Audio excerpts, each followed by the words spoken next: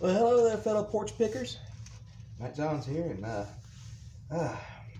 let's kick off Series 5, porch picking series, with a little bit of banjo maintenance and restringing and cleaning and retightening, and just go over it and just, yeah, it needs it.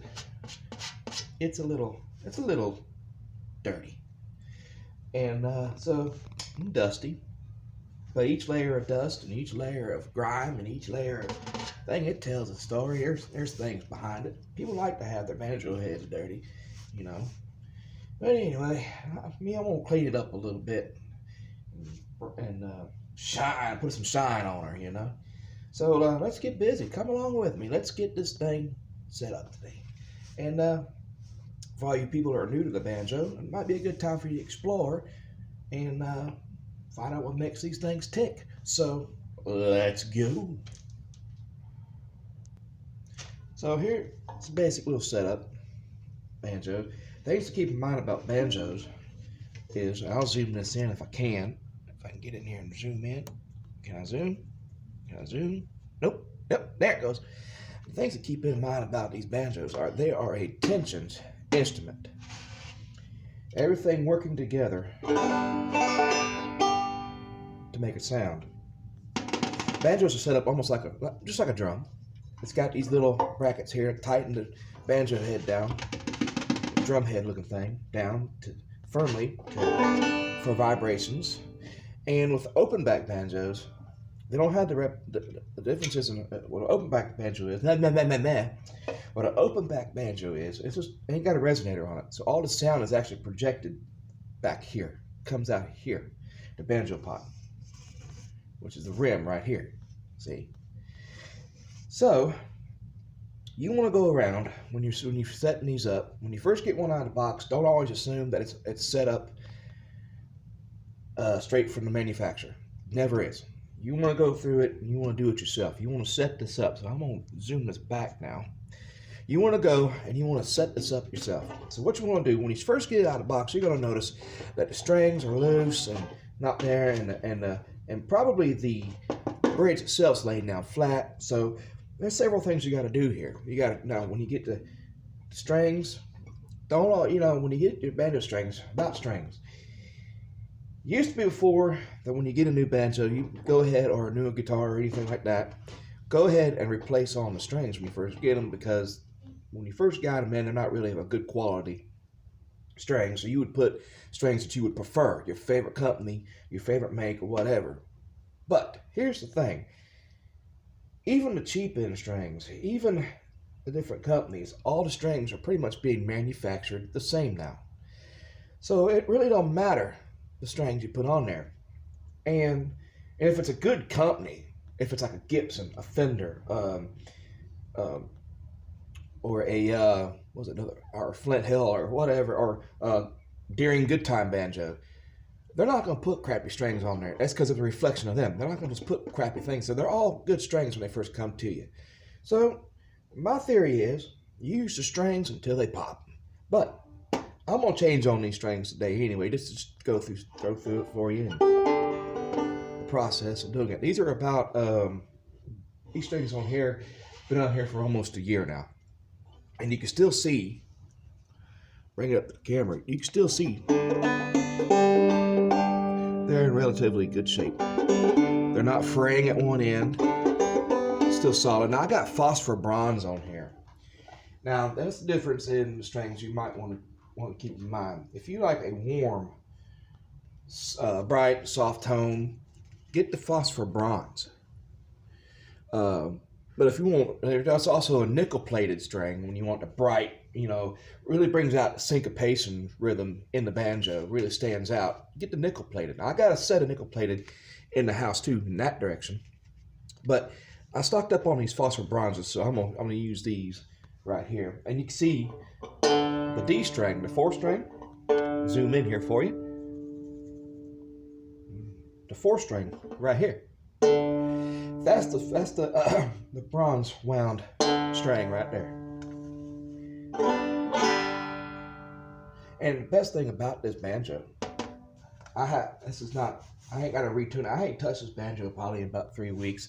I had a little problem with my hand a little bit, so I've been trying to rest it a little bit. Trigger finger in my hand, so I've been trying to rest it a little while. But this hasn't been touched in about 3 weeks, and it's still in tune. Go back. Yee! Too much. Ah, there we go. Now, let's get to it. And most banjos, the newer ones, have the tailpiece, an adjustable tailpiece, which actually you can adjust to hold the tension down firmly on your banjo head to get a better response. I have what they call a no-knot tailpiece. The design's over 100 years old, and the reason I'm going this way is it's less for me to have to work with, less, because I'm a simple man. I like things simple. I don't like to mess with a whole lot of hardware. Just want to put on a string, tighten them up, tune them up, and play. This is my Morgan Monroe, and it don't matter the brand of instrument, really. Now, obviously, if you go real cheap, you are going to get what you pay for in that aspect. You know, the neck might warp, the material isn't, the wood he uses isn't as good as any other material, the higher end banjos. But they're just what you prefer. If you're a starter, if you're just starting, don't go out there and spend $500-600 on a banjo. Go with one of these. This is only, when I first bought it about 5-6 years ago, it's only my second banjo. So when I first bought it 5-6 years ago, this was probably about $300 through Amazon, the Morgan Monroes.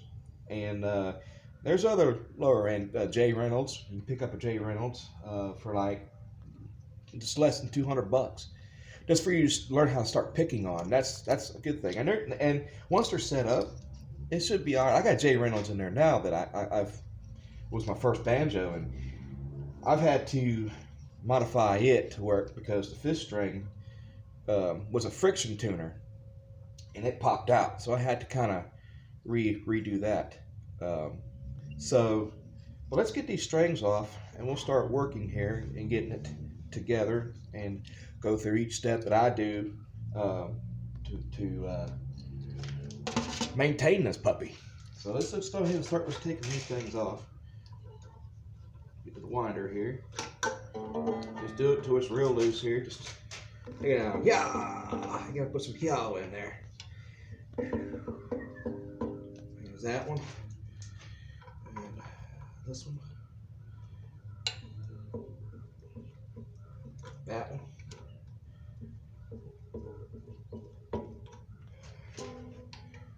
This one here. Oh man, that one's a little fatter than the other strings. That's alright, we'll loosen it up anyway. Alright, so once you get here, I'm gonna go ahead and cut through the bull crap and trying to unwind all these strings and be right back. Use some wire cutters here. I've had these wire cutters in different setups in this channel before. Y'all seen them probably last setups I've done on this channel. So what I'm gonna do is I'm just gonna go through and just simply cut through it. Come on, get in there. Yeah. Oh, this string went flying. That one went flying. That one too. Can y'all hear them hitting the wall over there? That went flying too. All right, so the bridge here. Let me bring you in. You might have noticed the bridge fell. Bring y'all in a lot here so that you see the rim. There's the markings. I see them in the camera. Here's the markings that my bridge was on. Always mark your bridge. That way, you know where you're at. Once you get your banjo set up, if you haven't set it up yet, once you get your banjo set up and you get your intonation set right, then you mark where your bridge sets. So next time you change your string, you can just see them pencil marks. That's just a little bit of dirt and fade behind it, but right here, these little pencil marks right here is where my bridge was. That way, when you know you get ready to set your strings back up, you know where your bridge is supposed to go. So here now, bring you up to the other end of this banjo head here. You can see where my thumb goes, because I play frailing banjo, claw hammers. That's where my thumb always hits, this little grime area. Right up in this little area right here. And we're gonna clean that too. And really all I use is just a damp sponge. This guy. and I dampen an extra toothbrush, make sure it's clean, for them hard to reach places up inside the rim here. Because you get dust and stuff that gets collected inside this rim, and really it does take its toll on the banjo head inside that bracket. So you want to make sure you clean up in there as well. So I'm going to finish taking these strings off at the end of the neck there and come back to you. All right, so a lot of your banjos and your lower ends, kind of like this one here, this Morgan Monroe, come with Phillips head screws around the pot. I'll bring you in and let you see. A little closer. Oh, yeah. They'll come with these Phillips head screws around the pot. Those are responsible for keeping the brackets held on tightly against your banjo pot. Before I do anything else, I always go through and I make sure that those screws are tight, because again, banjos are a tension instrument.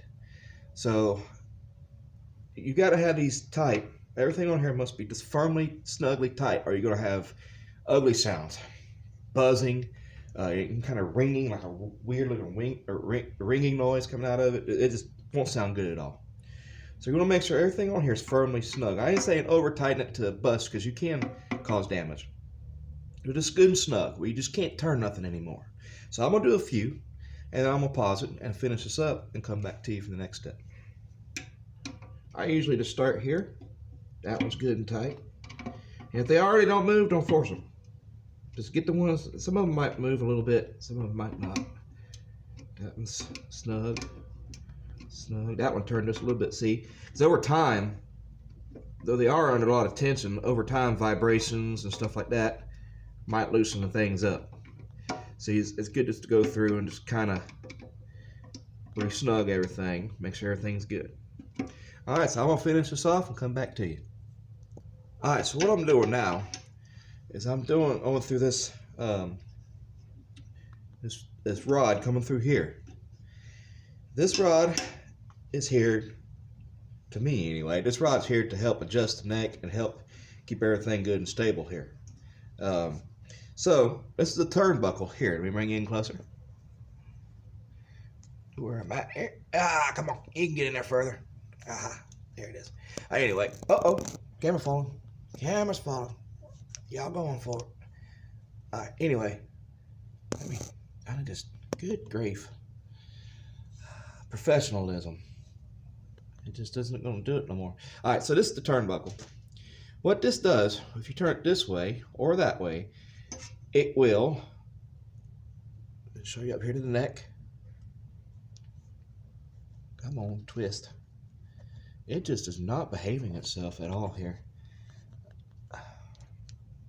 Pause y'all and come back. Okay, I think I got the camera fixed now. I hope. So anyway, where was I? Oh, it was supposed to be position of the neck. Bring you up here to the neck and let you see. So when you turn a turnbuckle, what it does, it either brings the neck this way or that way. You bring it this way, you're going to have a lower action. You bring it this way, or higher action. You bring it this way, obviously the lower action. I've got this set just right now. But when you turn that, just when you get your strings on there, go ahead and just experiment a little bit, find your action you like. Don't go too low, because what'll happen is if you go too low, the strings will actually hit up against these frets here, and you get an awful buzzing noise, or the string really won't play at all. So you really you don't want to just overdo it. Just ease on her, and then you'll find the right angle for you and the right action. Now, if you still don't get the right action after you turn that turnbuckle, another thing you can look at is the truss rod. The truss rod, bring you up here. The truss rod, bring the banjo down here for you, is in here. And it's usually a 4mm Allen wrench. It runs from here all the way down to about, I say about where that bump stock is right here. And what that does, it determines the bow in your neck, or straightening your neck out. If you have a bow in your neck, you want to turn that truss rod to straighten your neck out. That's what that truss rod does. Do not, if you don't know what you're doing with this, you can cause damage to your instrument. Take it to somebody, a store or an instrument place that does repair work on these things, and have them adjust it for you. This is not something you just monkey around with. This is very serious business when it comes to that truss rod. It's about relieving pressure off your neck, or relieving pressure from strings, or things of that nature. You just want to make sure that your neck is straight. So that's what that truss rod does. Now that you have adjusted the neck, and we'll get there when the strings are on here, I'll show you that turnbuckle. Now after you get done with that turnbuckle, now that we come to the other direction. What you want to do now, you got a nut here. Bring it up a little bit. You got a nut here and a nut down here at the bottom. You want to go ahead, after every time you turn that turnbuckle, this will move. This will probably move. This will actually probably move closer to the rim. And this will actually back itself off. Just the way it's set up that way, it does it. So what you want to do after you do that is you want to go through, just a normal wrench will do, and just make sure that you tighten it up snug. Don't over tighten, because you will damage the pot. Come down here now, and I'm using flared wrenches, but you could use normal size wrenches to do this. And get it on the nut there. Obviously that's the wrong size. Let me go to another size here. Let's see. You look like you're about it there, ain't you? Maybe 12. Nope, that's not it. Let's go to. Oh, well, I'll be dipped. Nope, that ain't it. You. That's it. And just tighten. Tighten it down. Just snug. You just want to go snug. You don't want to over crank these. Because this goes out to your tailpiece here. Okay? It extends out. This whole thing is attached. It's all working together. So let's put that wrench away and come back. Now that you have made sure, keep the camera straight here, Matthew, that all these screws are tight around the rim. You tighten this bolt and that bolt. Don't worry about your turnbuckle just yet, because like I said, you want to wait till your strings are on, and then we'll mess with the neck angle and make sure it's right. For you, to lower your accent and stuff of that nature. Banjos, don't be afraid to really experiment a lot on your banjos. Turn every nut, turn everything on them. Experiment with different string heights, experiment with different bridges, experiment. Banjos are a forgiving instrument. They can take a lot of abuse and just keep on going. Don't be afraid of it. Now, after you've done the steps inside the hoop, now you want to make sure the tension on your banjo head is where it's supposed to be. Now, how I do it is, a lot of people thump on different sides of it. I don't really do that.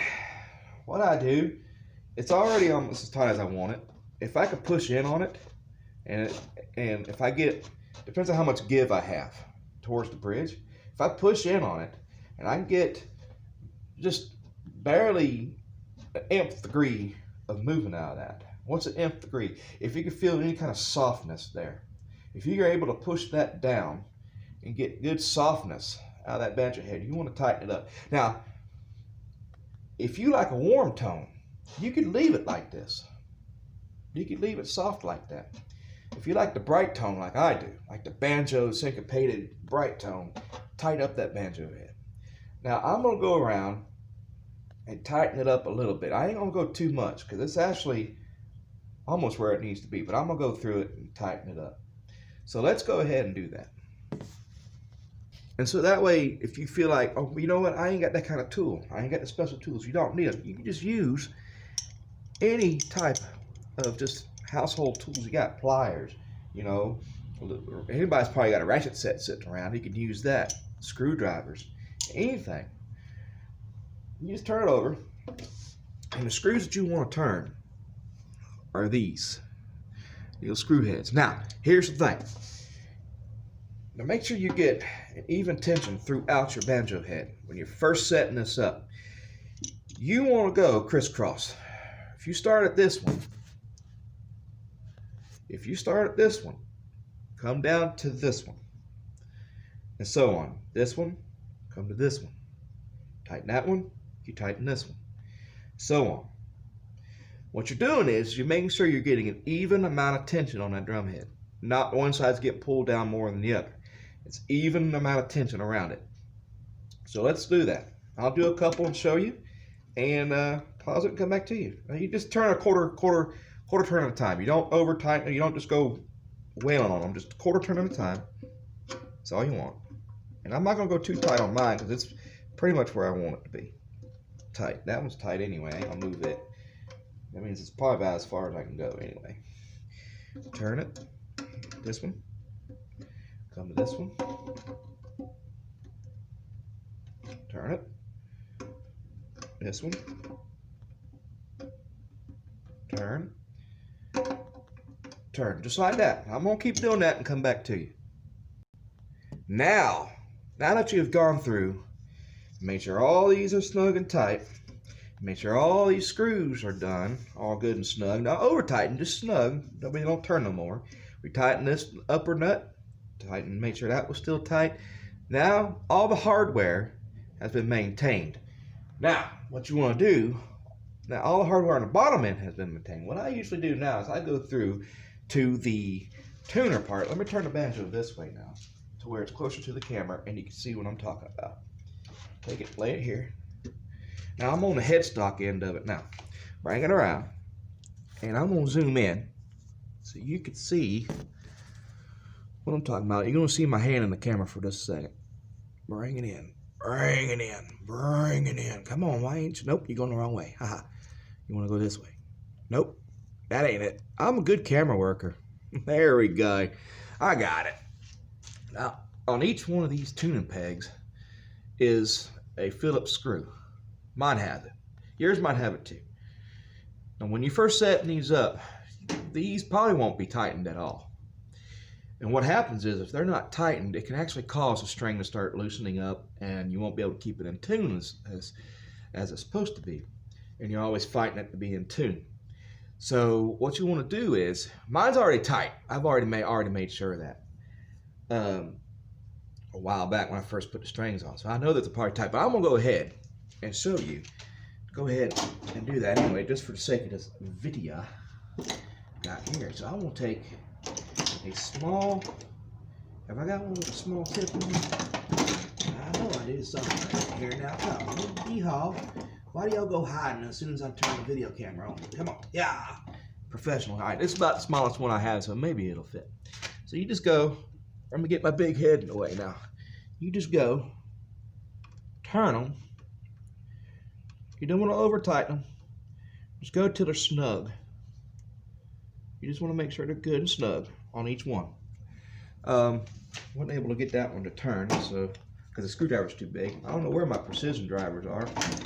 I usually have everything I need right at my arsenal here. Here it is. I found it. This might work right here. Now you just go in there. There we go. And just make sure, and on the left, I think I'm loosening it. That's tight there. You want to make sure these are snug.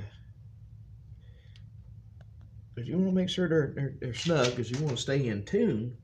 Righty-tighty, lefty-loosey. Works about the same as anything else. Just good and snug. Not over-tightened. Just snug. Because you want to be able to turn them. See, what it's doing is, see, there's a rubber grommet in there, inside these. In here, there's a rubber grommet in there that holds this down and makes sure they stay snug to where you can still rotate them, see. But you don't want to over tighten them. That's good and snug. Now I'm going to get another driver and tighten this one down. This is a bigger driver. Now on the 5th string, it takes a bigger screwdriver to do this. So I'm going to go ahead and tighten it down as well. There you go. Banjo's a tension instrument. Everything has to be snug in here. All right, we're back bottom side now. Now we're going to do some cleaning, some dusting inside the pot now. I'm gonna, for time reasons, I'm just going to go ahead and just dust up inside. Get all those things that would be hiding up inside this little cut inlay cut tone ring kind of thing they got in here. The thing about the Morgan Monroes is they got actually take machine cut out a ridge on top of the pot, kind of act as a tone ring for it, for instruments that don't have tone rings. So that's pretty cool about a lower end instrument like this. They go ahead and take time to do that, and leaves less surface tension on that banjo head and more resonance that you get out of the instrument. It rings more. And you're just doing a little dry dusting. You're just knocking out the dust that you can't really reach with your hands or your towel. That's what this toothbrush comes in handy for. You just clean it out. Right in there until you get this dust out of there. You see that? Nasty. Now, real fast, take your damp sponge, ain't gotta be drenched, and just go and do some wiping. Clean it out. Do this real fast. Just clean it. You ain't gotta get too hard or anything. You're just doing some dusting to take out the dust bunnies that are laying there all over it. You just want it to be clean. All the dust out of there. I'm gonna continue this and come back. And I went ahead and done a bunch of other things off camera for time reasons. I went ahead and took my toothbrush and went around each one of these brackets, dusted around the edge of them because dust will hide up in there too. And I took my damp sponge and just went up inside there and just did a little dusting around here too on the side. Now I'm ready for the top side to dust it and clean it. Now it's inside here, what I was talking about, inside the ridge in between the banjo head rim and the banjo head itself, you get a lot of dust collected in there, and it can actually over time corrode your banjo head and cause holes, and it'll pop, and it'll actually tear it up. So what you want to do is take your screwdriver, go around in that ridge and clean, or not your screwdriver, I'm sorry, your toothbrush. Get up underneath that real good, get all that dust knocked out. You don't have to wet your toothbrush, just do a dry dusting, come through, get it out of there. You want to get all of it out of there, clean it real good.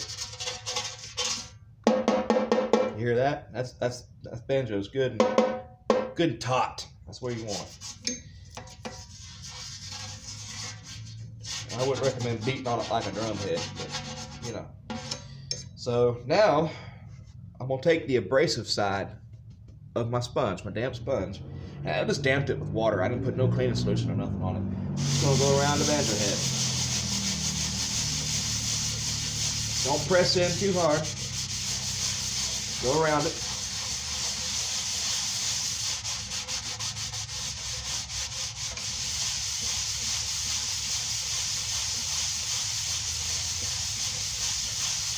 Circular motion, and it's actually removed a lot of dust and dirt.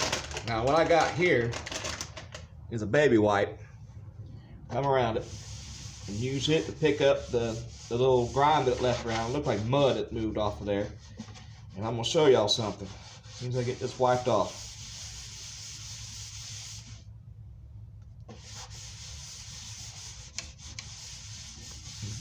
Don't worry if you ain't got these baby wipes hanging around. You ain't got to necessarily use one I'm using. Use a paper towel or something.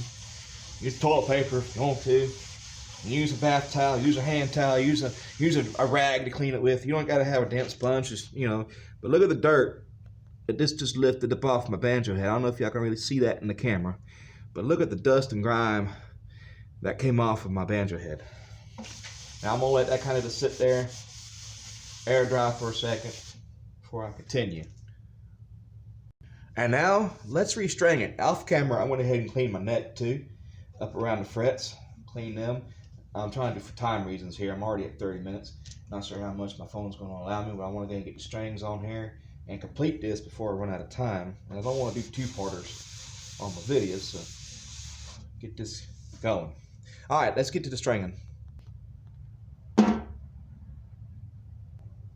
On this particular set, if you're new to restringing a banjo, you don't know what you're doing, it actually has a list inside these envelopes to provide you.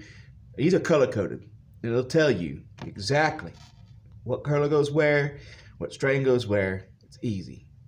The lowest gauge strings go on the outside. That's your first and fifth strings. So let's do this.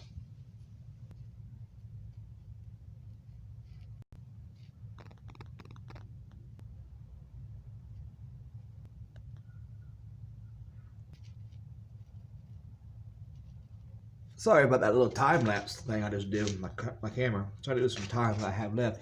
I'm gonna show you this last one what I do with my strings. I don't just run them in here and then loop them once. I pull them all the way through, and I should have probably went the other way, but that's okay. Not only that, but I bring them back around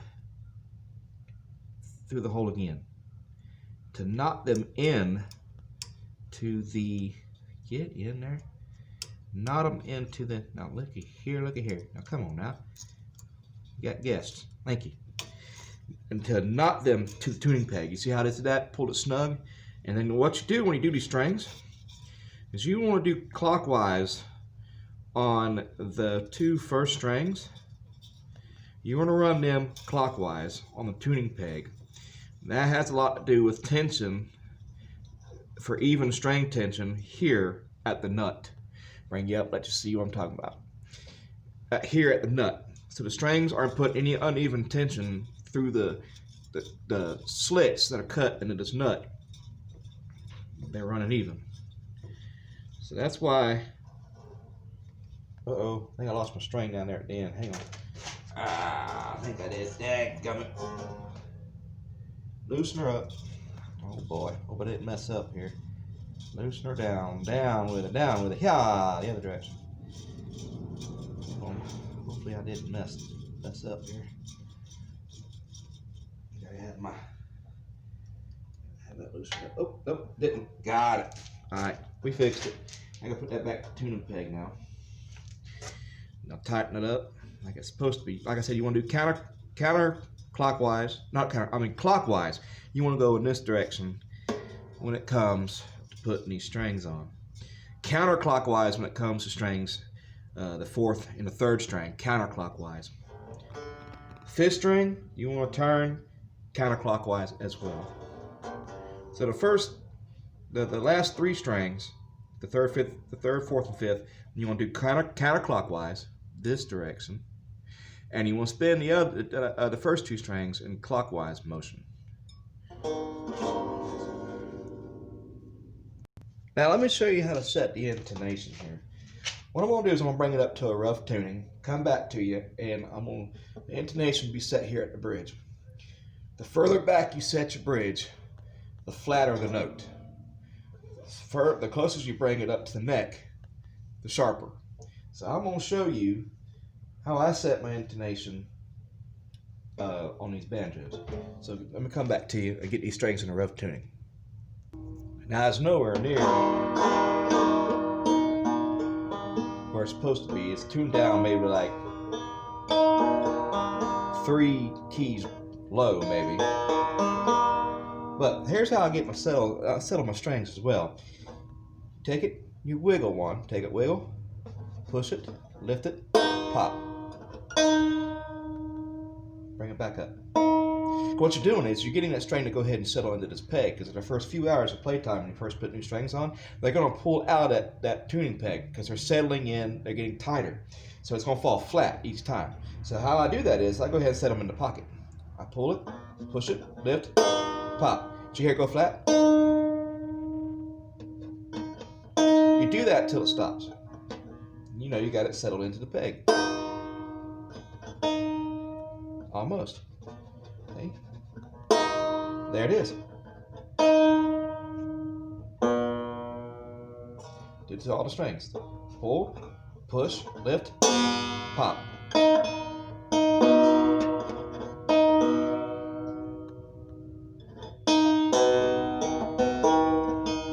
Oops, hang on.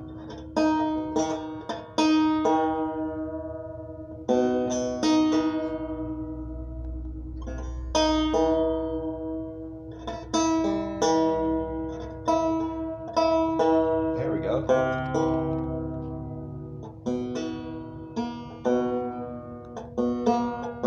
I went way off the spectrum on that one, didn't I? There you go. So pull, push. That one's in. Pull to you, push. Good. Push or pull, push, lift, pop. There you go. Now, did that, now for time reasons, let me show you how I set the intonation on these banjos. Here at the 12th fret, now it'd be the 17th fret for the 5th string, because obviously it only goes halfway up the neck. It starts on fret 5. But to get the higher octave for the 5th string, you want to go to the 17th fret.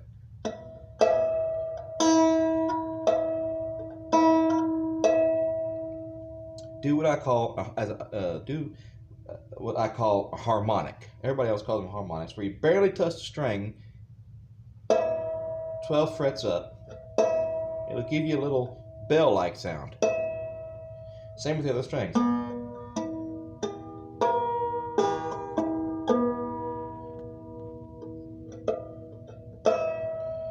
Now, I got this intonation set right because I know I marked my neck before I moved it. So let me just take this and move it down and show y'all.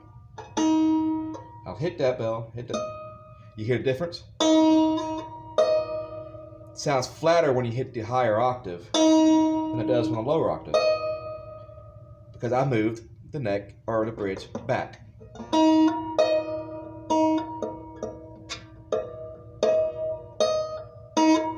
And that would really make a difference in how you play. If you play chords and stuff like that, it'll clash. The higher you go up the neck, the flatter the tone's going to be. So you want to bring that back into pitch. Now watch, listen to it now when I bring it back up to where I have it marked. Now listen. Sounds almost the same, don't it? In pitch. It's evened out.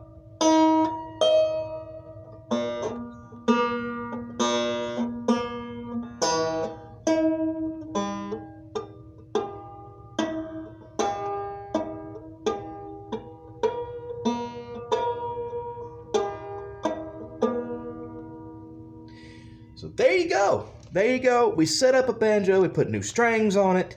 And so, not too much scary about this instrument. It's just a bunch of bolts and screws and brackets and wood coming together to make a beautiful sound. Now I gotta go get this actually tuned up. The tuner I have is actually on my phone. So as soon as I get done with this video, I'm gonna hit my tuner on this thing, tune it up to where it's supposed to be, and enjoy the rest of my day off that I took from work, my little extra day, to enjoy some banjo playing. So if you like what you see and you want to learn how to play some banjo, I'm teaching on this channel as well. Y'all be sure to hit that subscribe button, hit that bell for the new video notifications, and hit the like button if you like what you see here. That apparently does something. And come back for more. There will be more. Series 5 is starting. I figured what a beautiful way to start Series 5 than buy a banjo setup and just going through it and showing you. It never hurts to go back and learn the basics of your instrument. Explore your instrument and become familiar with it, because it'll help you as you go along to know how it feels, to know how it sounds, tune it to you. And oh, I almost forgot the action. Okay, I did almost forget something, didn't I? Look, now my string height is fine, but when you get your strings on here, now's the time you want to try to test your action out. Lower it, raise it up if you need to. I always like to play with a low action, and light gauge strings.